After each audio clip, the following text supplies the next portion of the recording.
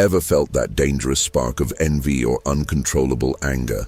These aren't just your struggles, they're echoes of the spiritual poison that led to the first murder in Genesis 4. The story of Cain and Abel holds critical secrets about human nature and the devastating consequences of violence, secrets you can't afford to ignore. Are you truly mastering the sin crouching at your door? Because if not, what you're about to learn is vital. Many battle unseen spiritual forces, feeling the sting of rejection or jealousy, never understanding their true demonic roots revealed in the Old Testament. But God gives us answers. This isn't just a story. It's an urgent divine warning and your key to overcoming your darkest impulses. The truth behind why God's favor rested on one brother, leading to fratricide, will empower you. A quick heads up. So many of you who get value from our videos haven't subscribed. If you want these life-changing scriptural insights, hit subscribe now and ring the bell so you don't miss out. Stay tuned, because we're about to unlock how you can escape Cain's tragic path of envy, anger, and the curse of Cain, ensuring your offering is accepted and you walk in mercy. What you learn next could save you from devastating regret. Don't let history repeat itself in your spirit. So, let's jump right into this incredibly powerful story of Cain and Abel from Genesis 4. It's a tale that's absolutely central to understanding the complexities of human nature and the devastating impact of emotions like envy and jealousy. We see Adam and Eve's first sons, Cain, a farmer, and Abel, a shepherd.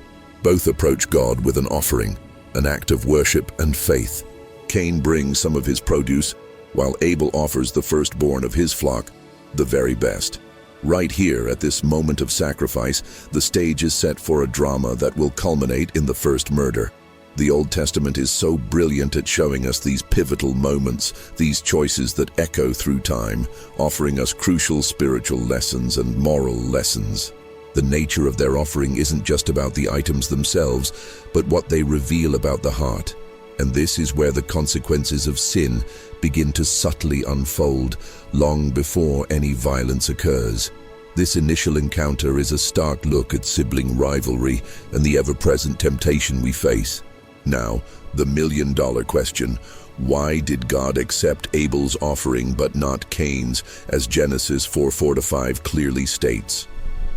The scriptures tell us, the Lord respected Abel and his offering, but he did not respect Cain and his offering. Talk about a tough pill to swallow for Cain. While the text doesn't give us a play-by-play of God's reasoning, Hebrews 11:4 gives us a massive clue. By faith, Abel offered to God a more excellent sacrifice.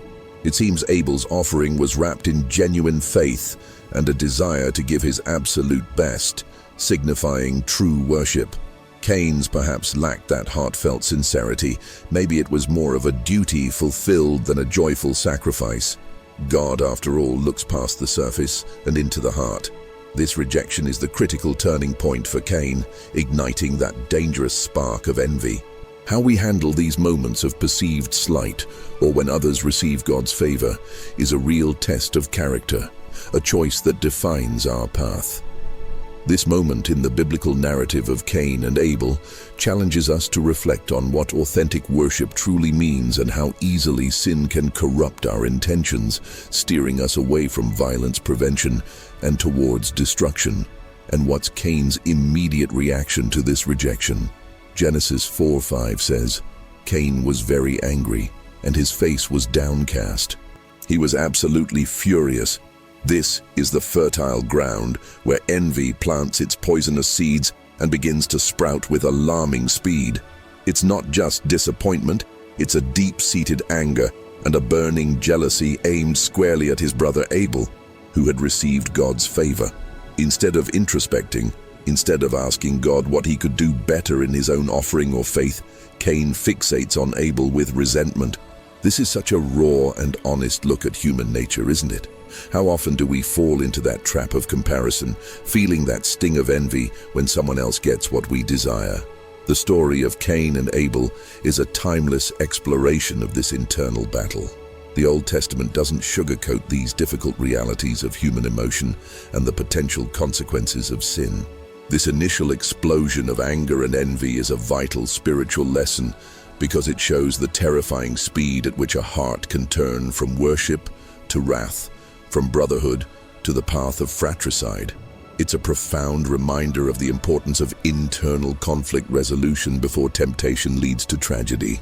This powerful envy that consumed Cain, it's a struggle we see mirrored in our own lives, especially in this age of constant comparison, don't you think?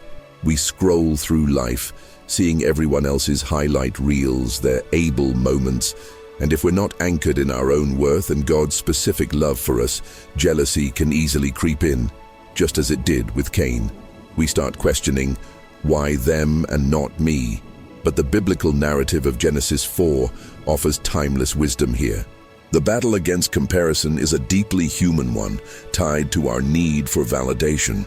When envy corrupts this need, it not only prevents us from celebrating others, but also blinds us to the unique blessings God has for us. The moral lessons are clear. Find your security in God's love, not in how you measure up to others. If Cain had focused on his own walk with God, on the sincerity of his worship and sacrifice, the heartbreaking story of the first murder might have been entirely different. It's a potent warning about the responsibility we have to guard our hearts from the bitterness of envy, a sin that, if unchecked, has utterly devastating consequences of violence. This really sets the stage for the divine warning that God is about to give him. You see, this initial eruption of envy and anger in Cain wasn't just a passing emotion. It was the beginning of a serious spiritual downfall, a critical choice point. What began with a rejected offering quickly festered into a heart poisoned by jealousy. Understanding this progression is key because the story of Cain and Abel in Genesis 4 isn't merely about the historical first murder. It's about the internal decay that leads to such terrible consequences of sin. It highlights a core truth of human nature. We are all vulnerable to these dark impulses and temptations. The Old Testament unflinchingly presents these truths to impart vital spiritual lessons. The rejection Cain experienced, instead of leading to self-reflection and a desire for genuine conflict resolution with God, became a breeding ground for resentment.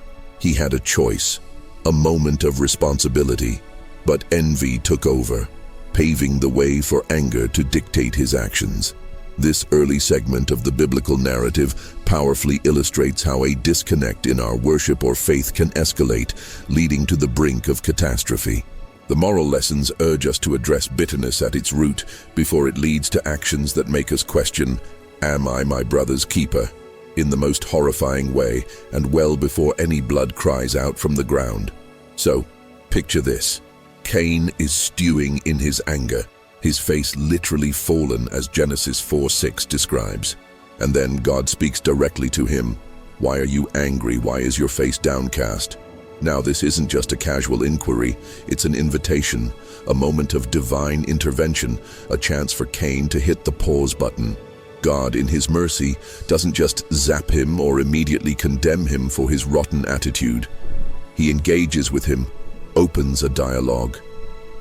This is a profound spiritual lesson in itself about the nature of God. He reaches out even when we're wrestling with dark emotions. He sees the envy, the jealousy, the storm brewing within Cain. This interaction highlights God's desire for conflict resolution before things go too far south. It's a pivotal moment where Cain could have chosen a different path, could have taken responsibility for his feelings instead of letting them fester. This divine confrontation is a key element in the biblical narrative of Cain and Abel, showing that even in the face of brewing sin, there's an opportunity for redirection, a chance to avoid the horrifying consequences of violence that loom. It's a direct challenge to Cain's internal state, a divine attempt at violence prevention by addressing the root cause, his unchecked anger. Then comes one of the most chilling and insightful lines in the entire Old Testament, a divine warning that echoes through the ages. In Genesis 4:7, God tells Cain, "If you do what is right, will you not be accepted? But if you do not do what is right, sin is crouching at your door. It desires to have you, but you must rule over it." Whoa, let that sink in. Sin is personified here, depicted like a predator, a wild beast, lurking, waiting for the opportune moment to pounce and devour. It desires to have you. What a terrifying thought. This imagery is so potent because it illustrates the active, aggressive nature of temptation and sin. It's not passive. It's seeking to control, to dominate. This isn't just some abstract theological concept. It's a very real description of the spiritual battles we face. The consequences of sin are not just external punishments. They begin with this internal yielding to that crouching beast. The story of Cain and Abel dramatically illustrates what happens when that beast is not mastered. This divine warning is a profound spiritual lesson about vigilance and the constant battle against the darker aspects of human nature. A battle that, if lost, can lead directly to events like the first murder. Crucially, God's divine warning to Cain in Genesis 4:7 isn't just a doom and gloom prophecy. It's coupled with an affirmation of Cain's agency, his choice and responsibility. But you must rule over it. This is huge. God is essentially saying, look, Cain, this sin, this anger, this murderous envy, it's powerful, it's dangerous, but you don't have to succumb. You have the capacity, the responsibility to master it. This highlights the biblical concept of free will. Cain isn't a puppet of fate. He's an agent who can make a choice. He can either feed the crouching beast of sin, or he can stand up, exert spiritual authority, and overcome the temptation. This is a timeless moral lesson for every single one of us. We all have those crouching sins at our door, whether it's anger, jealousy, greed, or whatever our particular struggle is. The call is the same: rule over it. The biblical narrative uses Cain's story to show the tragic alternative. Failing to exercise this responsibility doesn't just lead to personal downfall, but can unleash devastating consequences of violence upon others, as seen in the impending fratricide. It's a call to internal conflict resolution before external destruction. Now let's bring this ancient divine warning from Genesis 4 right into our 21st century lives. How often do we see unchecked anger leading to absolutely devastating outcomes today? Road rage incidents that turn fatal, domestic disputes that escalate into violence, online arguments that spill over into real-world harm. Cain's struggle with his escalating anger and envy is, in essence, a blueprint for how destructive emotions, when not mastered, can lead to tragic consequences of violence. The sin crouching at the door for us might look like nursing a grudge until it turns into a burning desire for revenge, or letting jealousy over a colleague's success poison our work environment, or allowing political disagreements to shred family bonds. The spiritual lessons from the Cain and Abel story are stark. That initial spark of anger, if not dealt with through conscious choice and responsibility, can grow into an inferno. We have to be honest with ourselves about those moments when sin is knocking, when temptation feels overwhelming. The Old Testament provides these narratives not to condemn, but to equip us for violence prevention in our own hearts and lives. It's a call to take that divine warning seriously and actively work on mastering those destructive impulses before they lead to the kind of tragedy that made Abel's blood cry out from the ground. The intensity of Cain's anger and envy, despite God's direct divine warning, is a sobering testament to the power of these emotions when they take root in human nature. He had been given a clear insight, a spiritual heads-up. Sin is at the door, seeking to control you, but you have the God-given capacity and responsibility to overcome it. Yet, the biblical narrative of Cain and Abel in Genesis 4 is about to take an even darker turn. Cain doesn't heed the warning. The jealousy he feels towards Abel, the sting of his offering being rejected, the perceived injustice of God's favor shining on his brother, all of this continues to fester. It's a tragic illustration of how, when we refuse to deal with our inner demons, when we allow anger to become our master, we set ourselves on a collision course with disaster. The moral lessons here are profound. Ignoring God's guidance, whether it comes as a quiet nudge from the Holy Spirit or a direct word from Scripture, often leads to escalating sin and its inevitable consequences. Cain's story is a chilling reminder that the path to the first murder wasn't instantaneous. It was paved with unchecked emotions and a refusal to listen, a refusal to engage in the kind of faith and worship that could have led to conflict resolution rather than fratricide. So despite God's direct intervention, despite the clear divine warning that sin was crouching at his door, Cain makes a horrifying choice. Genesis 4:8 tells us, "Now Cain talked with Abel his brother, and it came to pass when they were in the field that Cain rose up against Abel his brother and killed him." Just like that. The festering envy, the unchecked anger, the spurned offering, it all culminates in this ultimate act of violence. Notice the premeditation here.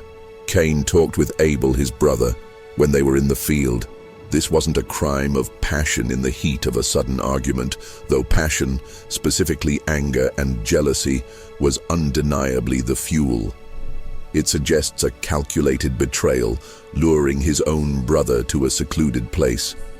This is the horrifying reality of fratricide, the first murder in human history. The Old Testament doesn't flinch from showing us the devastating consequences of sin when human nature gives way to its darkest impulses. This act isn't just an assault on Abel. It's a profound violation of the sacred bond of brotherhood, a stark example of failed conflict resolution leading to the ultimate tragedy. The sheer significance of this being the first murder cannot be overstated. Imagine the world up to this point. Innocence lost with Adam and Eve, sure, but the deliberate taking of a human life by another human, that was a new, terrifying threshold crossed. This act, born of Cain's consuming envy and anger, ripped through the fabric of the first family and, by extension, all of humanity to come. It's a stark illustration from Genesis 4 of how quickly sin, once conceived and not mastered, can lead to catastrophic actions. The biblical narrative presents this event as a foundational tragedy, a wound inflicted right at the dawn of human history. It underscores the preciousness and sanctity of life, a gift from God, now horrifically violated. The spiritual lessons here are chilling, highlighting the extreme consequences of violence and the profound impact of a single terrible choice. This wasn't just a family dispute, it was a spiritual catastrophe, demonstrating the lethal potential residing within human nature when not submitted to God's guidance and faith. The question of, "Am I my brother's keeper?" would soon hang heavy in the air. But here, the answer was given in the most brutal way imaginable. Think about the immediate fallout, the devastation this first murder unleashed.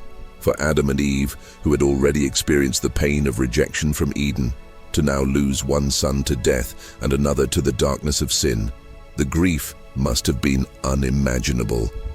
The hope for humanity, for family, for brotherhood, was shattered in that field. Abel, whose righteous offering and faith had found God's favor, was silenced. His potential, his future, his voice in worship, all extinguished by his brother's jealousy and violence. The consequences of sin here are not abstract, they are visceral and heartbreaking. The Cain and Abel story in Genesis 4 serves as a brutal reminder that our actions, especially those fueled by anger and envy, have ripple effects that can devastate those around us. This wasn't just about Cain and Abel, it was about the trauma inflicted upon the very idea of human community. The moral lessons are clear. Unresolved sibling rivalry, if allowed to fester into hatred, can destroy families and introduce profound sorrow into the world. A sorrow that would lead to the curse of Cain and his life as a wanderer and fugitive. Reflecting on this act of fratricide forces us to confront the horror of violating the sanctity of human life. Each life is precious, created in God's image. Abel's life was not Cain's to take. The first murder in Genesis 4 is a stark testament to the ultimate consequence of devaluing another human being, of allowing envy and anger to dehumanize someone to the point where their existence is seen as an obstacle. This is a profound spiritual lesson that resonates through the ages, especially in a world still plagued by violence. When we allow bitterness to take root, When we refuse the path of conflict resolution and instead choose aggression, we tread dangerously close to Cain's path. The Old Testament presents this account not merely as history, but as a timeless warning about the capacity for evil within human nature when temptation is embraced and responsibility is abdicated. The act itself is a horrifying commentary on what happens when faith is abandoned for fury, when the desire for personal validation, twisted by jealousy, leads to the ultimate act of rejection against a brother. The blood cries out, and the weight of this sin would soon become apparent to Cain himself. The betrayal inherent in Cain's actions adds another layer of tragedy to this first murder. Abel, his brother, likely trusted him, went with him into the field unsuspecting. This violation of trust, born from Cain's festering envy and anger over the offering in God's favor, makes the crime even more heinous. It speaks to a coldness of heart, a complete surrender to the sin that God had warned was crouching at his door. The biblical narrative in Genesis 4 paints a grim picture of how far one can fall when they reject divine counsel and allow dark emotions to dictate their actions. The consequences of violence are not just physical, they are relational, spiritual, and eternal. This act of fratricide set a terrible precedent, a shadow that would stretch far into the future, influencing the legacy of violence. It underscores the critical importance of heeding that divine warning, of making the choice to master sin rather than becoming its servant. The moral lessons are stark. Betrayal born of jealousy shatters the very foundations of human connection and leads to unimaginable pain, a pain that would soon lead to the curse of Cain and his life as a wanderer. All right, so Abel lies slain, a victim of fratricide, and God who sees all confronts Cain. Genesis 4:9 records, "Then the Lord said to Cain, 'Where is Abel, your brother?'" It's a simple question, but it's loaded with divine knowledge and offers Cain yet another chance, perhaps not for innocence, but for honesty, for remorse. But how does Cain respond? With one of the most notorious lines in the entire Old Testament, "I do not know. Am I my brother's keeper?" Wow. The audacity, the defiance. This isn't just evasion. It's a blatant attempt to shirk responsibility, a callous dismissal of his bond with Abel. After committing the first murder, fueled by envy over Abel's accepted offering and God's favor, Cain now adds layers of deceit and insolence. This response reveals a heart that has become incredibly hardened by sin. He's not just a wanderer from truth, he's actively building walls of denial. The biblical narrative captures this chilling exchange to show the depths of depravity that follow when human nature succumbs to violence and jealousy. It's a stark contrast to any sense of faith or true worship. Cain's question, "Am I my brother's keeper?" thrown back at God, is so much more than a simple query. It's a philosophical statement, a rejection of a fundamental moral lesson. Of course, the implied answer is a resounding yes. We are responsible for one another, especially those closest to us. His words are an attempt to rationalize his heinous act, to minimize the consequences of sin and his own culpability in the violence. It shows a complete lack of remorse, a chilling coldness where mercy and compassion should be. The spiritual lessons here are profound. When we commit wrongs, the path to healing and restoration begins with acknowledging our actions, not with defiant self-justification. Cain's response is a classic example of how sin seeks to isolate and deceive, making us believe we are accountable to no one. This moment in Genesis 4 is a powerful commentary on the destructive power of guilt, when it's not met with repentance, but instead with arrogance. The curse of Cain isn't just a punishment to come. It's already evident in this spiritual emptiness and his rejection of basic human connection, all stemming from that initial sibling rivalry and envy. Then comes God's powerful and poetic response, revealing that the consequences of violence cannot be hidden. In Genesis 4:10, God declares, "What have you done? The voice of your brother's blood cries out to me from the ground." This is an incredibly potent theological concept. Abel's innocent blood, shed through fratricide, isn't silent. It has a voice that reaches heaven itself, demanding justice. It speaks to the enduring nature of injustice, that such acts leave an indelible mark on creation and are witnessed by the divine.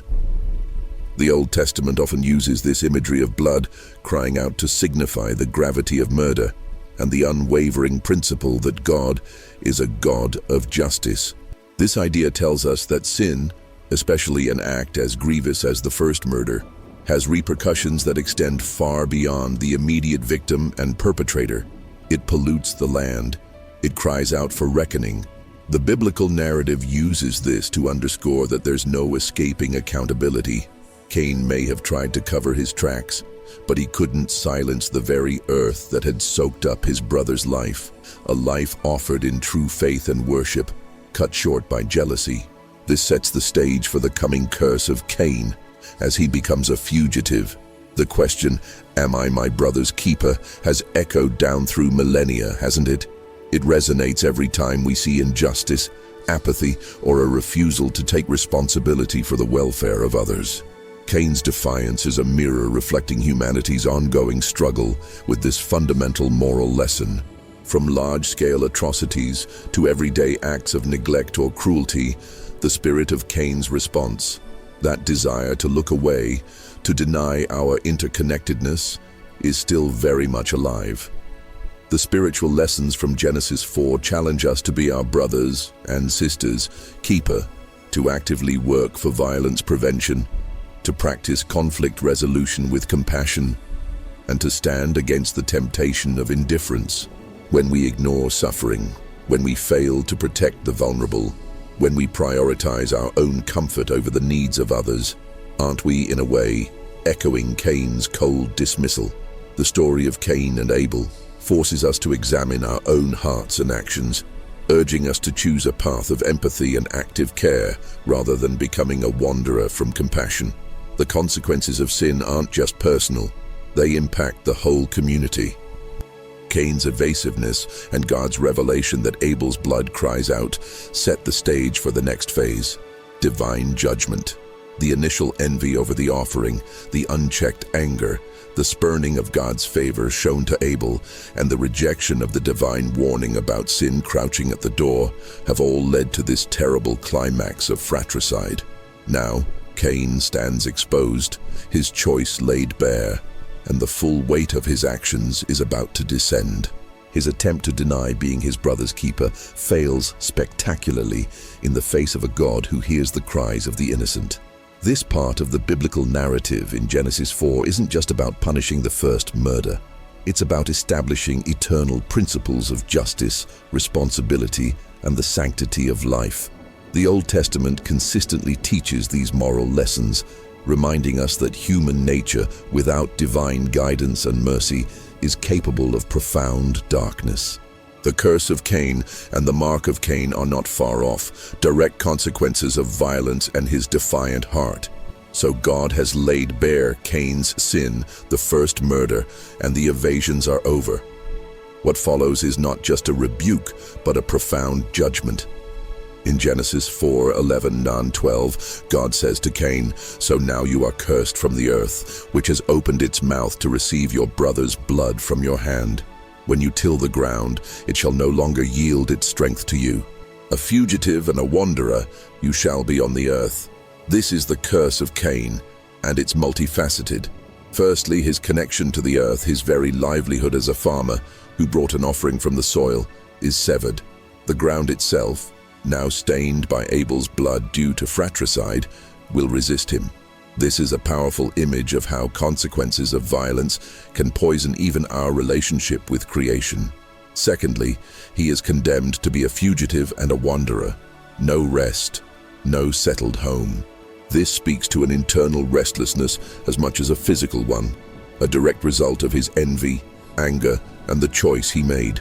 The Old Testament is often stark in its depiction of justice, showing that actions, especially those that violate sacred bonds, have severe and lasting repercussions. This is one of the core spiritual lessons of the Cain and Abel narrative. Cain's reaction to this curse is one of despair. "My punishment is greater than I can bear." Genesis 4:13. He laments that he'll be hidden from God's face, a fugitive and a wanderer, and that anyone who finds him might kill him. This fear prompts what many see as an act of mercy from God, even amidst the judgment. Genesis 4:15 states, "And the Lord said to him, Therefore, whoever kills Cain, vengeance shall be taken on him sevenfold. And the Lord set a mark on Cain, lest anyone finding him should kill him." The mark of Cain is one of the most debated symbols in the biblical narrative. What was it? We don't know. But its stated purpose is clear. It was a sign of divine protection, not primarily a mark of shame for others to identify him as the perpetrator of the first murder, but a shield against blood vengeance. This shows a complex interplay of justice and mercy. While the consequences of sin are undeniably harsh, God doesn't completely abandon Cain to the full extent of human retribution that might have followed the violence he committed. It's a profound moral lesson about the nuanced nature of divine dealings. The themes of divine justice and mercy are so powerfully interwoven here in Genesis 4. The curse of Cain is severe, reflecting the gravity of shedding innocent blood. The blood cries out, and justice demands a response. Cain, driven by envy over his brother's accepted offering and God's favor, and ignoring the divine warning about sin crouching at the door, now faces the long-term consequences of violence. He has made his choice, and the outcome is a life of alienation and struggle. Yet the mark of Cain introduces an element of divine mercy, a tempering of the full earthly consequences. It suggests that even in judgment, God's aim is not purely punitive, but can also contain elements of preservation, perhaps allowing space for repentance or for the unfolding of a different, albeit difficult, path. The Old Testament often presents this tension, showing a God who is just but also compassionate. This story of Cain and Abel provides critical spiritual lessons about the far-reaching impact of sin and the complexities of God's response to human nature's failings. His responsibility for the fratricide is undeniable, but God's sovereignty is also on display. Now, consider the psychological and societal impact of Cain's sentence: to be a fugitive and a wanderer, an outcast. Imagine the loneliness, the alienation, the constant fear. This aspect of the curse of Cain speaks volumes about the social consequences of sin, particularly sins of violence and betrayal. He is separated from his family, from the established community, however small it was then, and in his own words, from your face, signifying a spiritual desolation. This is what envy, anger, and the rejection of God's ways can lead to: a profound sense of not belonging, of being perpetually unsettled. The biblical narrative of Genesis 4 uses Cain's fate as a stark illustration of the destructive nature of sin on human relationships and one's own soul. The first murder didn't just end Abel's life, it condemned Cain to a living death of sorts, a life devoid of the peace and rootedness that comes from right relationship with God and others. The moral lessons extend to how societies treat those who have committed grave wrongs, and the internal exile that often accompanies guilt and shame, even when a mark of Cain offers some physical protection. This shows the ongoing battle against temptation and the need for genuine conflict resolution within and without. Ultimately, Cain departs from the presence of the Lord and dwells in the land of Nod, east of Eden, Genesis 4:16. Nod itself means wandering. His fate as a wanderer and fugitive is sealed, a direct consequence of violence stemming from that initial sibling rivalry that festered into fratricide. The curse of Cain and the mark of Cain remain powerful symbols in the Old Testament and beyond, sparking ongoing discussion about justice, mercy, responsibility, and the enduring impact of the first murder. The Cain and Abel story doesn't just recount a tragic event. It lays bare the raw realities of human nature, the destructive power of unchecked envy and anger, and the complex ways God deals with sin. It teaches profound spiritual lessons about the choice we have when faced with temptation and the critical importance of heeding God's divine warning to master the sin that crouches at our door. Even with the protective mark of Cain, His life is forever defined by the rejection of his offering and his subsequent horrific actions. So Cain, the fugitive and wanderer, settles in the land of Nod, and Genesis 4:17-24 gives us a glimpse into his lineage. He builds a city, and his descendants begin to develop various aspects of civilization. Jabal is the father of those who dwell in tents and have livestock, Jubal of those who play the harp and flute, and Tubal-Cain forges instruments of bronze and iron. On the surface, this looks like progress, right?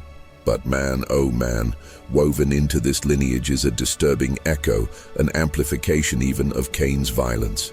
We meet Lamech, a descendant of Cain, who takes 2 wives, a departure from the original design, and then utters a chilling boast in Genesis 4:23-24.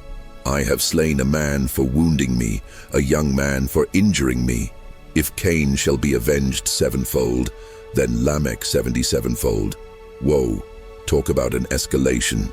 The spirit of retribution, of unchecked anger and violence, is not only alive but seems to be festering and intensifying in Cain's line. This shows the terrifying consequences of sin propagating through generations, a clear spiritual lesson from the Old Testament about how unchecked human nature can lead to societal decay. Even amidst technological advancement, the envy and jealousy that sparked the first murder now find new arrogant expression. This first murder committed by Cain wasn't just an isolated incident. It tragically set a precedent. It revealed a deep, dark fissure in human nature, a susceptibility to envy, anger, and violence that would plague humanity. The Cain and Abel story in Genesis 4 acts as a foundational biblical narrative illustrating this ongoing struggle. Once that line was crossed, once fratricide became a horrifying reality, it somehow made subsequent acts of violence easier to conceive, easier to commit. Lamech's arrogant boast is a chilling testament to this. He doesn't even express the same fear or despair as Cain did when he received his curse. Instead, there's a terrifying pride in his vengefulness. This highlights a crucial moral lesson. When sin isn't confronted and repented of, when there isn't a genuine turning back towards God's favor and righteous worship, it tends to metastasize. The initial rejection of Cain's offering, his subsequent choice to murder, and the ensuing curse of Cain create a lineage marked by further alienation from God and an embrace of a self-serving, violent ethos, far from any notion of being one's brother's keeper. Now let's connect this escalating legacy of violence sparked by the first murder to the broader sweep of the biblical narrative. The Old Testament consistently shows this pattern. Sin leads to judgment, but also to God's persistent call for repentance and his unfolding plan of redemption. The story of Cain and Abel and the subsequent decline in Cain's lineage underscore humanity's desperate need for a savior, for a way to break this cycle of violence and sin. The consequences of sin are not just personal, they corrupt societies, they lead to widespread suffering, and they cry out for divine intervention. Think about the flood narrative that comes later in Genesis. It's a response to a world filled with violence. Genesis 6:11. The spiritual lessons point towards a deep-seated problem in human nature that requires more than just human effort or a divine warning to fix. It requires a profound work of redemption, a restoration of faith, and a new heart. The curse of Cain, the life of a wanderer, becomes a metaphor for humanity lost in sin, alienated from God, and desperately needing mercy and a path back to true worship. And isn't it sobering to reflect on how the echoes of this first murder, this ancient legacy of violence from Genesis 4, are still so deafeningly loud in our world today? Turn on the news, scroll through social media. We're bombarded with stories of conflict, brutality, violence, and injustice. From personal vendettas fueled by anger and jealousy to large-scale wars and systemic oppression, the spirit of Cain, that willingness to harm another to serve one's own ends or to silence a perceived rival, is tragically prevalent. The moral lessons from the Cain and Abel story are as relevant now as they were thousands of years ago. We still wrestle with sibling rivalry in its myriad forms, with envy over others' perceived blessings or God's favor, and with the destructive power of unchecked anger. The consequences of violence continue to devastate families, communities, and nations. It's a stark reminder that the temptation to choose violence over conflict resolution, to ignore the principle of being our brother's keeper, is an ongoing battle for human nature. The blood cries out from so many places on our earth. The story of Cain's lineage, particularly Lamech's boastful song of violence, serves as a grim punctuation mark on the immediate aftermath of the first murder. It shows that without divine intervention and a conscious choice to cultivate faith, listen to divine warnings, and practice righteous worship, the legacy of violence only deepens.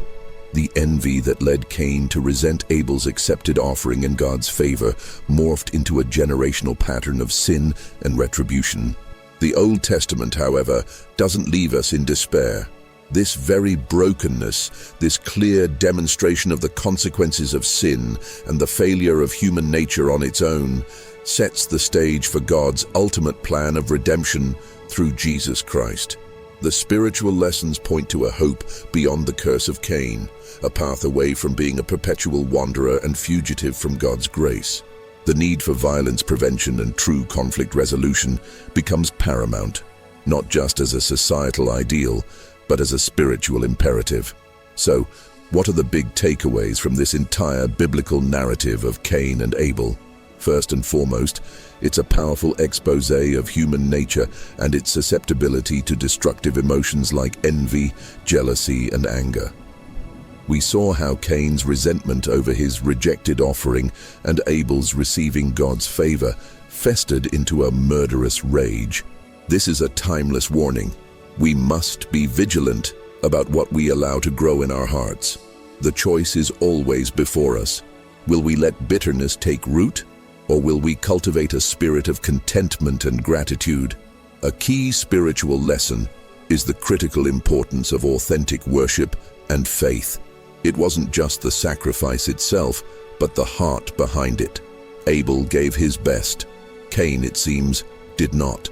This teaches us that going through religious motions is meaningless without a sincere heart turned towards God.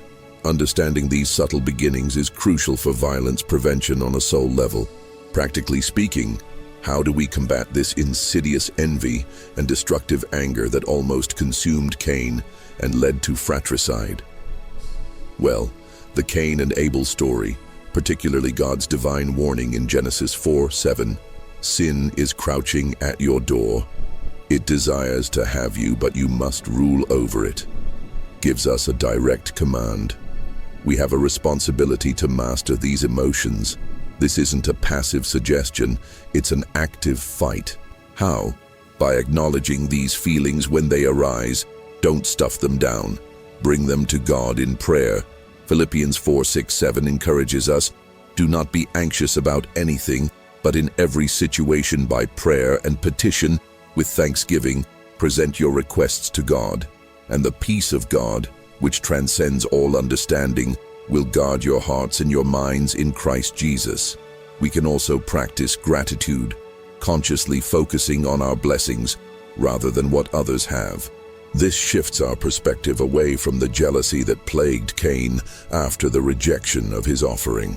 Furthermore, seeking healthy conflict resolution rather than letting grievances simmer is vital to avoid the consequences of violence. The entire narrative screams about the importance of taking responsibility for our emotions and actions. Cain tried to deflect with his infamous, "Am I my brother's keeper?" But God held him accountable, as evidenced by the curse of Cain and the fact that Abel's blood cries out. We cannot blame others or our circumstances for the choices we make, especially when those choices lead to harm. The moral lessons are crystal clear. Maturity in faith means owning our stuff, our sin, our anger, our envy. It means recognizing the temptation and actively choosing a different response. When we feel that anger rising or that jealousy creeping in, we have a moment, a sacred pause, to choose a path different from Cain's, a path that leads to life, not to becoming a fugitive and wanderer from God's peace. This active responsibility is the bedrock of preventing the consequences of sin from derailing our lives and harming others. And here's the beautiful part, my friend. Despite the darkness of the first murder and the tragic legacy of violence, the story doesn't end in utter despair. The Cain and Abel narrative, and indeed the entire Old Testament, points towards hope and redemption. We can choose a different path than Cain. We can choose love over envy, peace over anger, and reconciliation over violence. Jesus himself provides the ultimate example and the means for this transformation. He calls us to a radical love, even for our enemies, Matthew 5:44, and to be peacemakers, Matthew 5:9. He shows us what true sacrifice and acceptable worship look like, a life poured out in love for God and others. The spiritual lessons encourage us to lean into God's mercy, to seek His help in overcoming the darker aspects of our human nature, and to strive to be our brothers and sisters' keeper in the most positive and life-affirming way, respecting the sanctity of every life. Ultimately, the shadow of Eden and the tragedy of Cain and Abel in Genesis 4 serve as a profound, albeit sobering guide. It's a call to examine our own hearts, to be ruthlessly honest about the envy, jealousy, and anger that may lurk there. It's an invitation to embrace the responsibility that comes with free will, to make the conscious choice for life, for love, for genuine faith and worship. We don't have to be defined by the curse of Cain or live as spiritual wanderers.